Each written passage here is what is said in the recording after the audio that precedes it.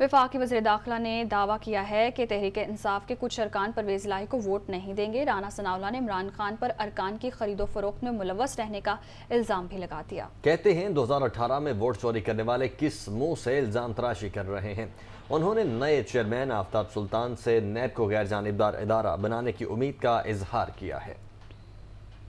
یہ کہہ رہا ہوں کہ اس بات کا امکان موجود ہے کہ پی ٹی آئی کی صفوں میں ایسے لوگ جن کا ضمیر زندہ ہے اور جو شعور رکھتے ہیں تو وہ چودھری پرویز الہی کے لیے ووٹ کاسٹ نہیں کریں گے۔ یہ خود جو ہے وہ لوگوں کو خریدتا ہے، خود اس قسم کے کاموں میں ملوث ہوتا ہے، اور اس کے بعد یہ ہے کہ وہ چور مچائے شور کے مصداق جو ہے وہ یہ چھوڑ ڈالتے رہتے ہیں۔ 2018 کے الیکشن کے بعد جو بنی گالہ میں پٹے پہنانے کا جو ہے وہ دور چلا تھا، تو اس وقت جب یہ ایک ایک بندے کو پٹا پہنا رہا تھا تو اسے معلوم نہیں تھا کہ یہ بندہ کس طرح سے آیا ہے، کیا لے کے آیا ہے، کس طرح سے جو ہے وہ لایا گیا۔ نیب کے چیئرمین کی تقرری کے اوپر جو ہے وہ کیبنٹ نے فیصلہ کیا ہے، اور آفتاب سلطان صاحب ان کا نام ہر حوالے سے جو ہے وہ بڑا معتبر ہے۔